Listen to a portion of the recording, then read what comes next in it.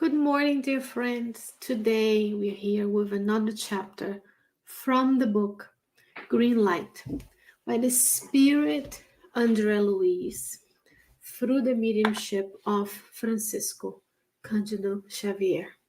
What a blessing to be with you. And today, as I speak with you, the chapter is titled On Controlling the Voice. When we are speaking, one way is for us who are able to use our vocal cords and our vocal apparatus in this lifetime to communicate through the spoken word. How do we go about our day using the words? How do we choose our tone of voice, what to say, what not to say? That sometimes is as important as what we say. So let's learn with Andrea Luiz the importance of the control of our voice in communicating with others. He will say, observe how your voice is, for it's one of the most important instruments of the life for each one of us. There are many ways of communicating. The spoken word is one of them. The body language is another one.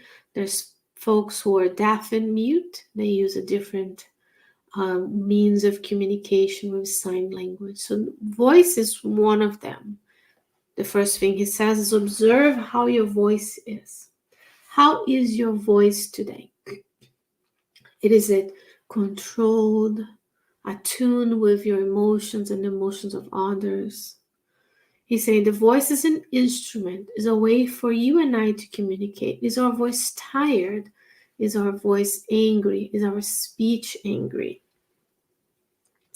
He will continue. The voices of people carry an expression of their own feelings. So when we talk to someone, we are expressing how we feel. The emotions we're physically feeling in our body and the names we give to those emotions. So how is your voice today? Hopefully the voice is calm, tranquil, peaceful, and loving, right?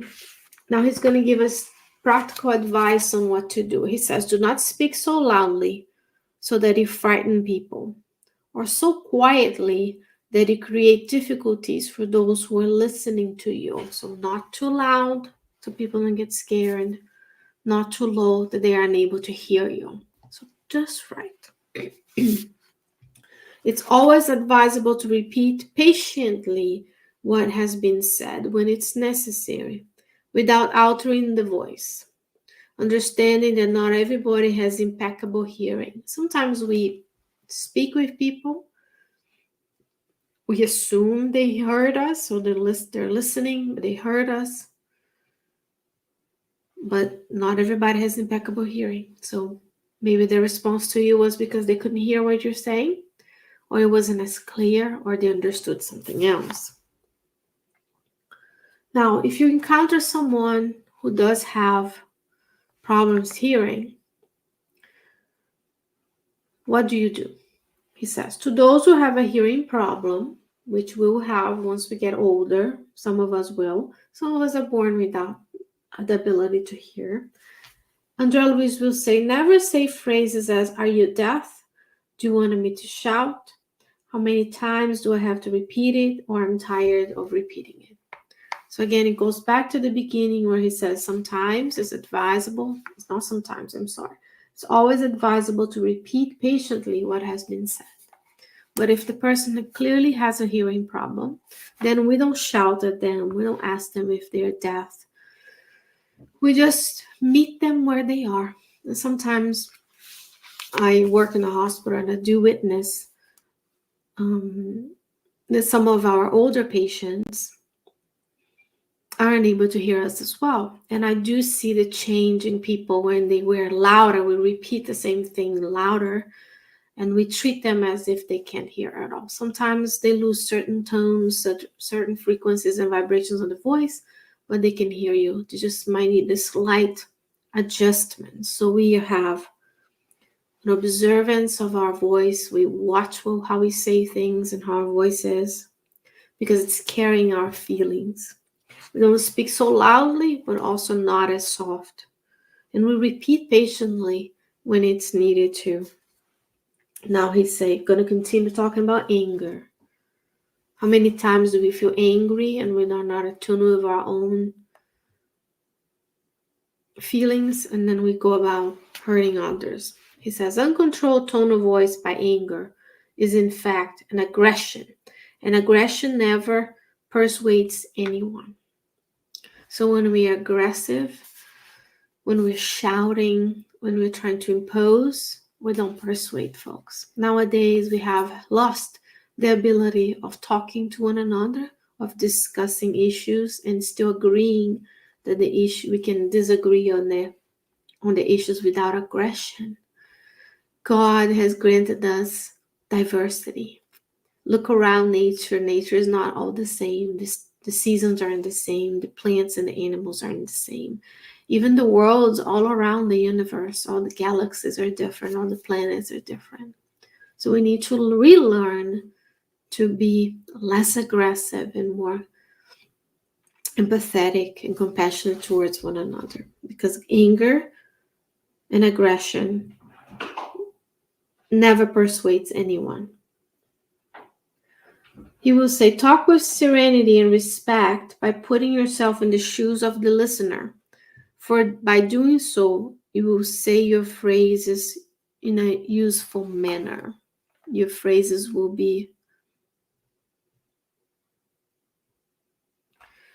more useful to everybody. Let's think about if I were ill, if I had trouble hearing, if I were tired, if we were in a loud environment, would I want people shouting at me? If I had a hearing impairment, or if I wasn't able to speak, but I could hear, do I want people treat me differently because this is my limitation? The answer is most likely no. Therefore, we don't do that to others. If we spend our mornings and our days thinking about, would I want someone to do this to me? We would save a lot of time, a lot of disagreements and disputes, because we wouldn't be talking to people and doing things to people that are of that manner. Isn't that beautiful? Last but not least, he says, remember that with any phone call, and I will add, because this book was published in 1970 in Portuguese, only a few years ago in English by the Spiritist group of Brighton. So this first print is from 2004 in English, but it was published, the preface by Emmanuel was dated in 1971. So I'm going to add, remember that with any phone call, text message, voice message, video message, and social media post, there is someone on the other end of that line who needs your calmness in order to maintain his or her tranquility. So when we use our voice, then, as Andrea Luiz explained to us, express our feelings. We are not loud, not too low that people can hear us. And if they do have issues hearing what we are saying, we repeat. We assert that they're understanding what we mean, and then we move on. Because aggression doesn't persuade anyone. And when we are communicating, we think about the person at the end of that line, quote unquote. Who is receiving the post? Who is seeing it? Who is going to share? How is that going to be transmitted to another person in a story? And then we continue to do unto others what we want them to do unto us. Right, friends? On Controlling the Voice is chapter 3 of the book Green Light by the Spirit, Andrea Luiz, through the mediumship of Francisco Cândido Xavier. Our gratitude to both Andrea Luiz and Chico Xavier, who have brought us these teachings. I hope they help you throughout the day. And if you have any questions or comments, write to us. We have our playlist on Carnegie Radio, and the team of the Spirit Society of Richmond has translated and revised these messages that we bring here. We always revise even the books that are already translated to bring to you the best teachings we can. And we will work together to bring these teachings to your homes at your own time and space. Stay well, stay safe, and I'll see you next time. Have a great day.